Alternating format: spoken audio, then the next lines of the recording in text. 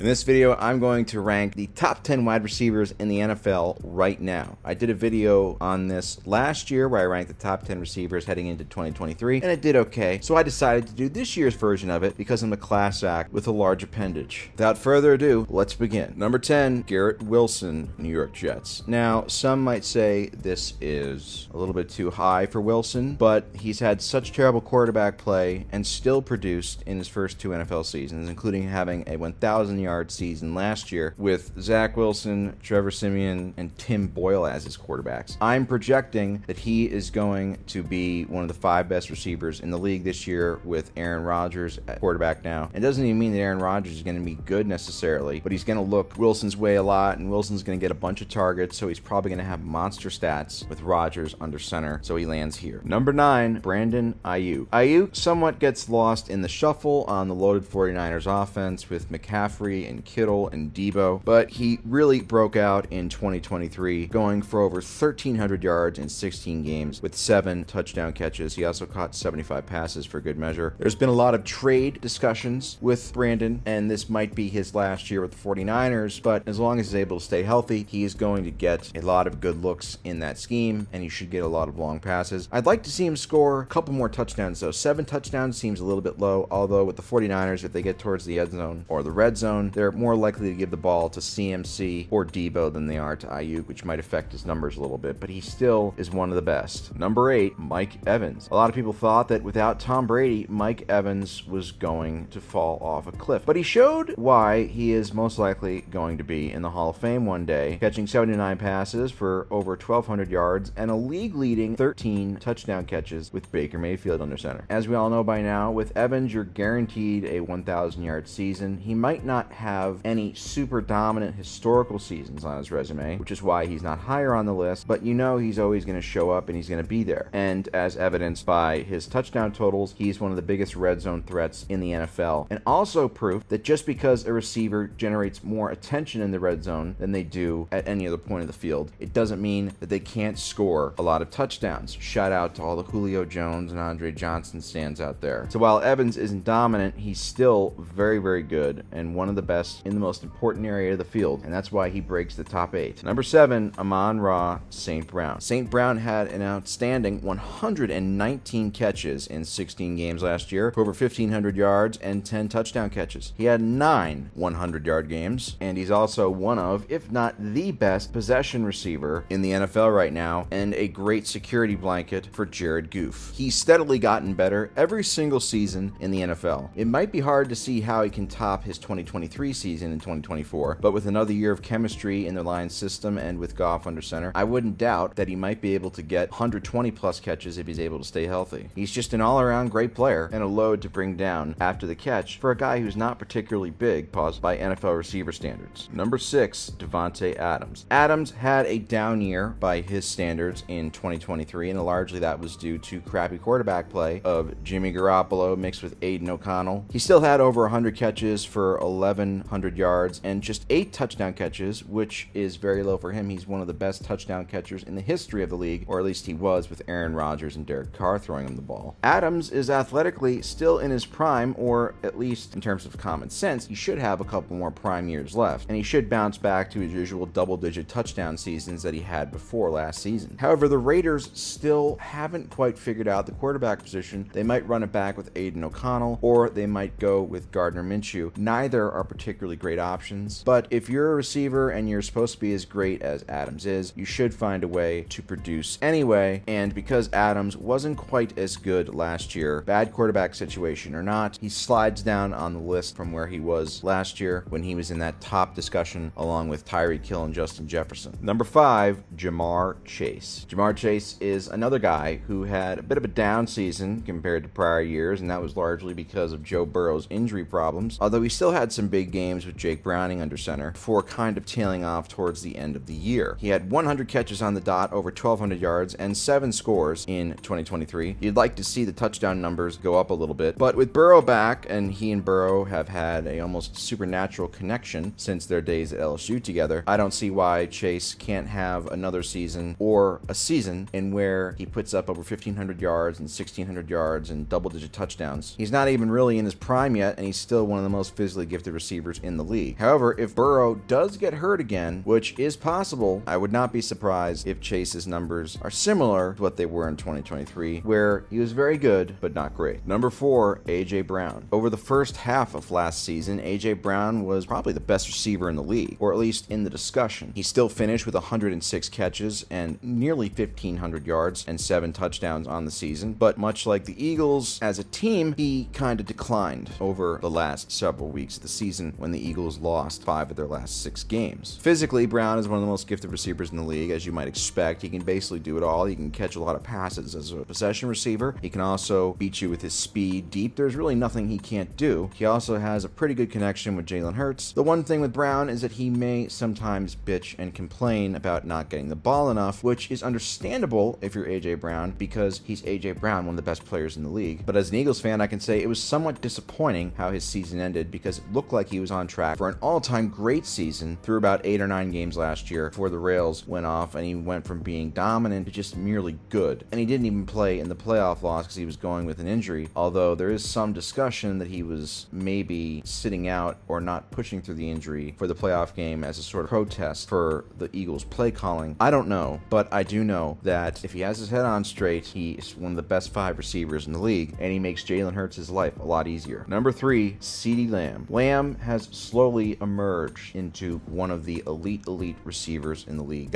He's gotten better every single year, and he's finally started to live up to the number 88 jersey that he was given, which was worn by past Cowboy greats Drew Pearson, Michael Irvin, and Des Bryant. Last year, he had a staggering 135 catches for almost 1,800 yards and 12 touchdown catches. He was one of the more consistent receivers in the league every single week, as you might expect. And he also is one of the big reasons why Dak Prescott had one of the best seasons of his career, maybe the best season of his career in 2023, for they predictably flamed out in the postseason together because he's Dak Prescott and they're on the Dallas Cowboys. Now, even in the postseason loss to the Packers, Lamb had 9 catches for 110 yards, but it's kind of debatable how much of those came in garbage time. But again, there's really nothing that Lamb can't do. He can play in the slot, he can play outside, he's got speed. He might not be the bulkiest guy or as strong looking as like an A.J. Brown, but he still is tough to bring down after the catch. There was a bit there early in his career where he might have just looked like he was going to be simply a good receiver or very good receiver and never a dominant one. Well, he has become a dominant receiver. All that's left, and it's not really his fault, is for the Cowboys to make some deep postseason runs for the first time since Tupac was alive. Number 2, Justin Jefferson. A lot of people have Justin Jefferson as the best receiver in the NFL, but I remember last season saying that I didn't put him number 1 because I didn't feel as though his touchdown totals were indicative of the best receiver in the league. Now, he missed about half the season last year with an injury, but his numbers were still very good. 68 catches, over 1,000 yards, and 5 touchdowns. So you're talking about a guy who, if he had stayed healthy, would have had a shot at 2,000 yards. But the big question about Jefferson is that now Kirk Cousins is gone. And for all the crap that Kirk Cousins gets, he does put up stats, and he does give his big targets a lot of targets and stats too. So who is it going to be? How will Justin Jefferson's numbers and effectiveness and efficiency be affected with either Sam Darnold or J.J. McCarthy throwing him the ball as opposed to Cousins? Now, in Jefferson's defense, he did have a couple big games late in the season after coming back from injury with Nick Mullins at quarterback last year, which is why he is who he is, one of the best receivers in the league. So I don't think he'll suddenly fall off a cliff. However, I do think it is something to take note of, as you should with any quarterback and wide receiver, or vice versa, when predicting how their season is going to go. This might not be all indicative of what makes Justin Jefferson such a great receiver. At this point, really, I can say the same thing about all these guys. I still would like to see him be a more dominant red zone threat. He should be a guy with 15 plus touchdowns every single season in a full season, but he hasn't done that yet. That's really the only thing he hasn't done. He's incredible at contested catches. He's incredible at racking up receptions and yards, but his touchdown numbers leave just a little bit to be desired, and that's why, once again, I can't say he's the best. To me, the best receiver in the NFL, number 1, Tyreek Hill. I despise Tyreek Hill as a person, but he is the best receiver in the NFL. There's nothing that can change my mind about that. As I said, he checks off every box. He catches a shitload of passes, he gains a ton of yards, and he scores a lot of touchdowns, despite the fact that really no other receiver in the NFL generates and creates as much chaos and problems for defenses before the ball is even snapped than he does. In 2023, he had 119 catches for